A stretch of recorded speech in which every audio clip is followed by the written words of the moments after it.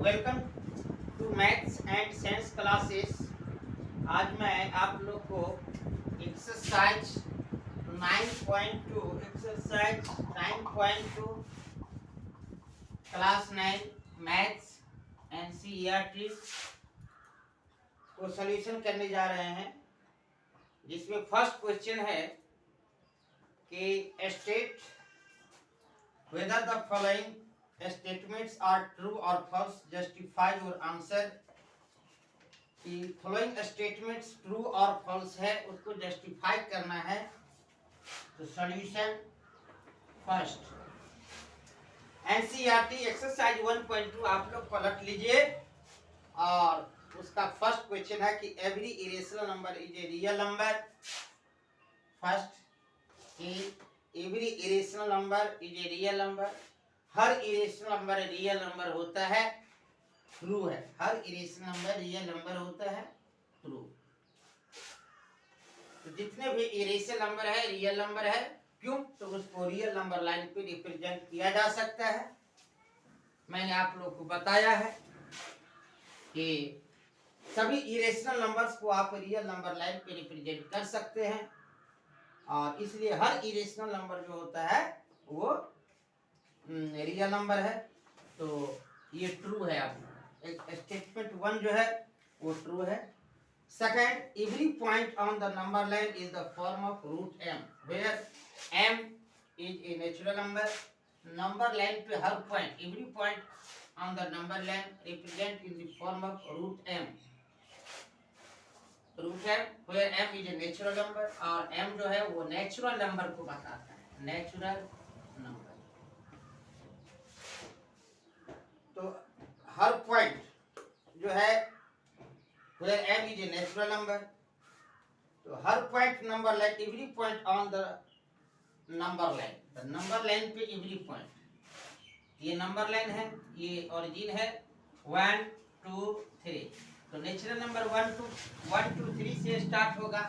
इधर जो है -1 -2 -3, तो root -2 is not real, is not real. Root -2 real नहीं है, नहीं। माइनस रूट अंडर रूट -2 वो रियल नहीं है। आप स्क्वायर रूट नेचुरल नंबर का ले सकते हैं, √1 √2 √3। अंडर रूट नॉन नेगेटिव होना चाहिए, रूट के अंदर नॉन नेगेटिव होना चाहिए। ये तो ये जो है देख रहे हो, ये नॉन नेगेटिव नहीं है, नेगेटिव है।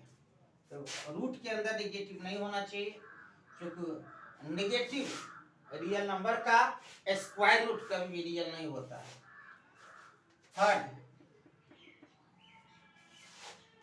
Every real number is an irrational number. Her real number जो होता है वो इरेशनल नंबर होता है। Every real number is an, her real number जो होता है इरेशनल नंबर होता है। फॉल्स है ये भी क्या है, ये भी फॉल्स हो गया। सेकेंड भी क्या है, फॉल्स हो गया, क्योंकि इसका आप स्क्वायर रूट रियल नंबर के लिए डिफाइन नहीं कर सकते हैं। जैसे -√3 ले लीजिए, रियल नंबर के लिए इसका स्क्वायर रूट डिफाइन नहीं होगा, इसका स्क्वायर रूट रियल वैल्यू नहीं देगा, इसलिए ये फॉल्स हो जाएगा। सेकेंड एंड थर्ड भी, थर्ड जो है every real number is an irrational number, की हर रियल नंबर इरेशनल नंबर होता है, हर रियल नंबर इरेशनल नंबर होता है। तो सभी रियल नंबर इरेशनल नंबर तो नहीं होगा। जैसे 2 एक रियल नंबर है, लेकिन ये इरेशनल तो नहीं है, ये रेशनल है। 5 रेशनल नंबर है, ये इरेशनल तो नहीं है। तो हर रियल नंबर इरेशनल नहीं होता है। जब तो रियल नंबर जो होता है वो रेशनल प्लस इरेशनल होता है। तो रियल नंबर कहने का मतलब है कि रियल नंबर जो होता है वो rational number plus irrational number होता है। Rational number plus irrational number, तो rational number plus irrational number दोनों मिलके रियल नंबर देता है। इसमें कह रहा है कि वो इरेशनल नंबर ही रियल नंबर होता है। अरे रेशनल नंबर भी तो रियल नंबर है, इसलिए ये फॉल्स हो जाएगा। आपका जो थर्ड में स्टेटमेंट दिया हुआ है, थर्ड में वो फॉल्स है। नेक्स्ट सॉल्यूशन है सेकंड क्वेश्चन में। हम लोग देखते हैं कि सेकंड जो क्वेश्चन है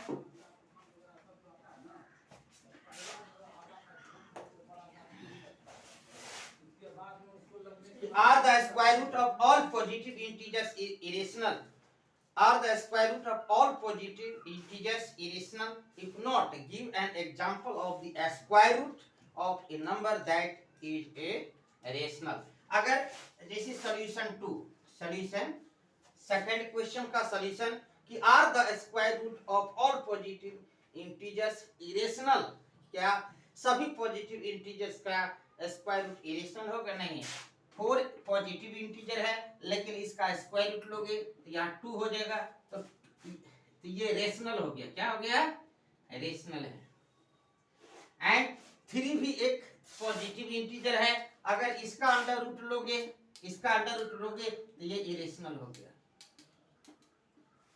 लेकिन ये जो कह रहा है सेकंड का जो स्टेटमेंट है कि are the square root of all positive integers irrational, नहीं कि सभी पॉजिटिव इंटीजर्स का स्क्वायर रूट इरेशनल होता है, तो 4 एक पॉजिटिव इंटीजर्स है जिसका स्क्वायर रूट इरेशनल नहीं आ रहा है, रेशनल आ रहा है, तो फॉल्स हो गया।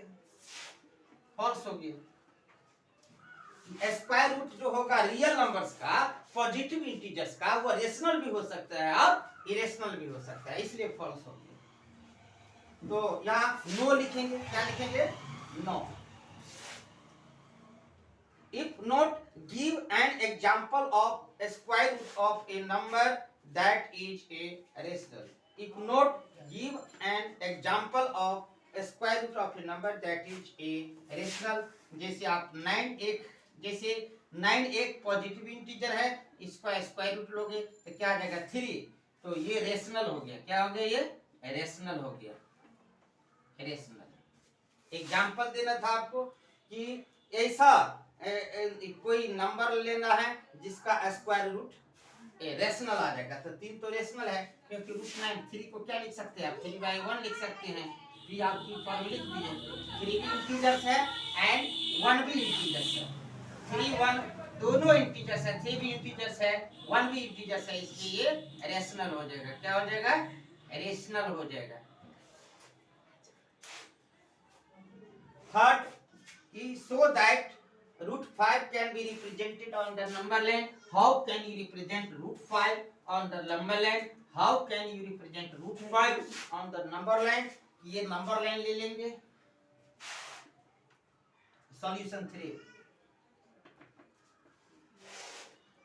So that root 5 can be represented on the number line. ये रूट 5 को नंबर लाइन पे रिप्रेजेंट करना है। Root 5 can be represented on the number line. तो नंबर लाइन ले लिए, यहाँ पे ओरिजिन ले लिए, ओरिजिन से यहाँ ये 1 यूनिट है, ये 2 यूनिट है, तो यहाँ से क्या कीजिएगा? ओरिजिन से जैसे ये यहाँ पे 1 यूनिट ले लिए, 1 यूनिट, एंड यहाँ पे 2 यूनिट ले लिए। ये 1 यूनिट है, ये 2 यूनिट, यहाँ से यहाँ 2 यूनिट डिस्टेंस आपको ले लेना है। तो यहाँ से यहाँ आपको 2 यूनिट डिस्टेंस ले लेना है। यहाँ से यहाँ जो आपको डिस्टेंस ले लेना है नंबर लाइन पे 2 यूनिट ले लेना है। कहाँ से? ओरिजिन से। ओरिजिन से ये 2 यूनिट लेना है। फिर यहाँ से 1 यूनिट ले लेना है। यहाँ से फिर आपको ये 1 यूनिट ले लेना है। ये 2 यूनिट एंड ये 1 यूनिट, ये 1 यूनिट आपको ले लेना है एंड ये 2 यूनिट हो गया। सॉल्यूशन 3, यहाँ 2 यूनिट ले लेना है, ये 1 यूनिट ले लेना है और सेंटर से इसको क्या करना है? ज्वाइन कर देना है। ज्वाइन कर देना। अब इसको सेंटर लेते हुए इसको सेंटर एज्यूम करती है, assumed as centre, assume as centre, draw an arc passing through.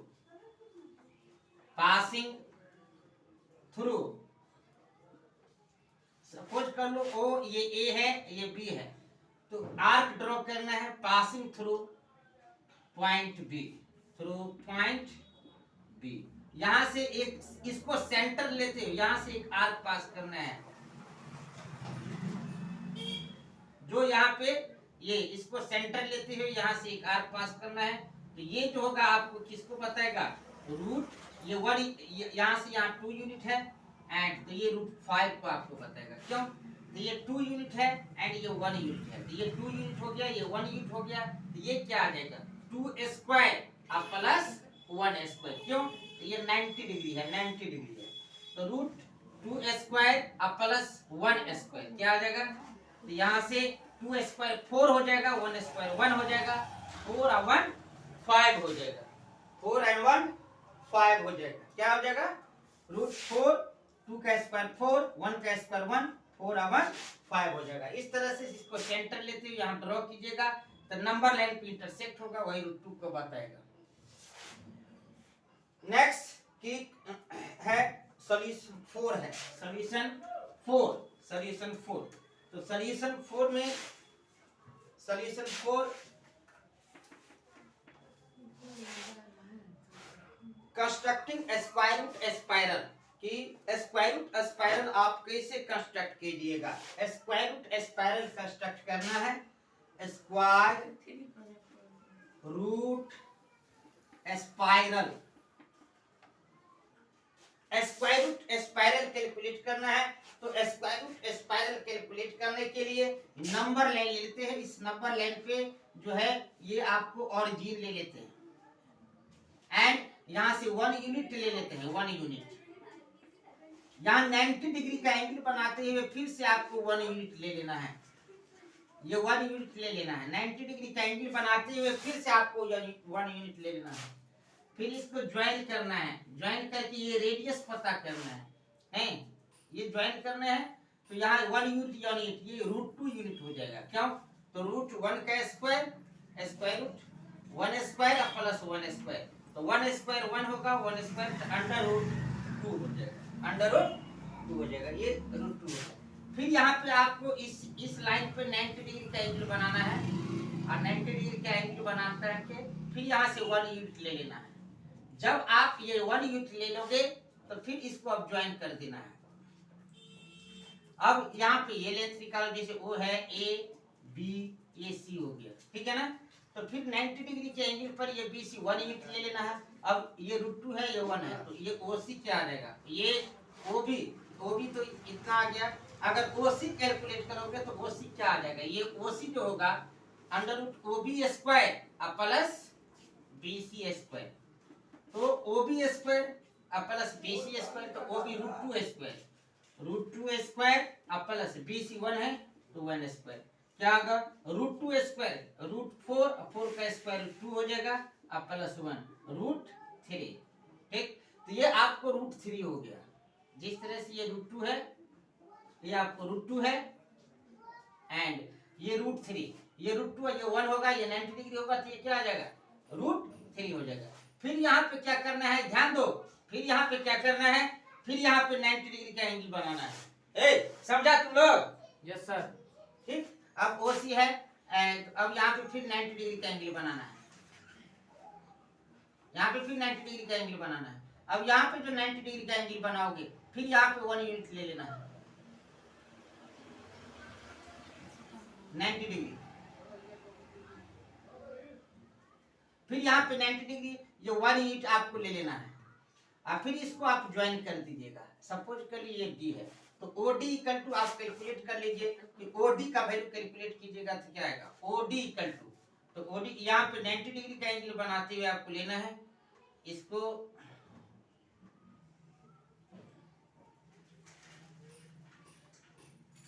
Degree.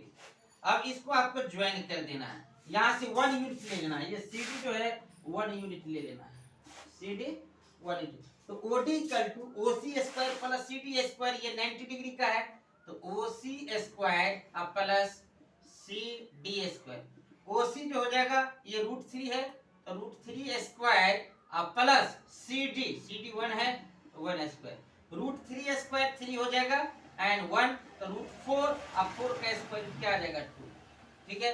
तो ये आपको रूट 3 है, ये जो है रूट 3 है एंड ये जो है ये रूट 4 देगा। ये जो आप देख रहे हैं रूट 3 यूनिट, ये तो ये आपको क्या दे देगा, रूट 4 जिसका स्क्वायर रूट क्या होगा 2 होगा।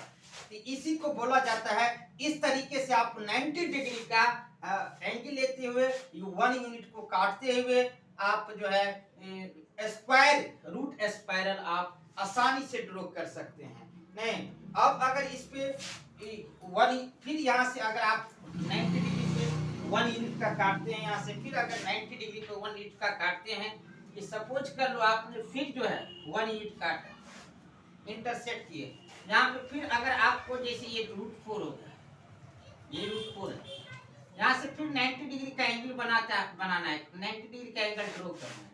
90 डिग्री का एंगल जो आप ड्रॉ करोगे तो ये 90 डिग्री का एंगल फिर यहाँ से 1 यूनिट ले लोगे, तो ये जो आ जाएगा इसको ज्वाइन कर दोगे, तो ये क्या आ जाएगा √5 हो जाएगा। क्यों? तो ये सपोज कर लो OE है, तो OE इक्वल टू क्या आ जाएगा √OD² प्लस DE²।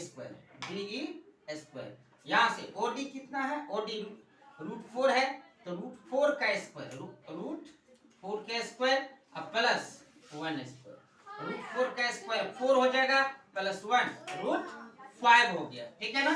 इस तरीके से क्या देख रहे हैं, एक स्क्वायर रूट का जो है ये स्पाइरल बन रहा है, ये स्पाइरल बन रहा है, इसी को स्क्वायर रूट स्पाइरल के नाम से जाना जाते हैं। इस अनुसार आप √5 है, नेक्स्ट इरेशनल नंबर्स का भी ड्रॉ कर सकते हैं। √5 है, अब √5 का स्क्वायर 1 का स्क्वायर आप ले सकते हैं, तो √6 का भी आप ड्रॉ कर सकते हैं, √7 का भी ड्रॉ कर सकते हैं। इस तरीके से स्पाइरल जो है √7 के बाद आपको √8 का भी आप इस पे स्पाइरल पे ड्रॉ कर सकते हैं। एक स्पाइरल शेप इसका बनता है, इसलिए इसको स्पाइरल कहते हैं। अधिक से अधिक मैथमेटिक्स के कंसेप्चुअल वीडियोज के लिए, सॉल्यूशन के लिए आप लाइक और सब्सक्राइब जरूर कीजिएगा। इसके बाद ये आपको एक्सरसाइज 1.2 जो है वो कंप्लीट हो चुका है, इसका सॉल्यूशन जो है वो कंप्लीट हो चुका है। ओके।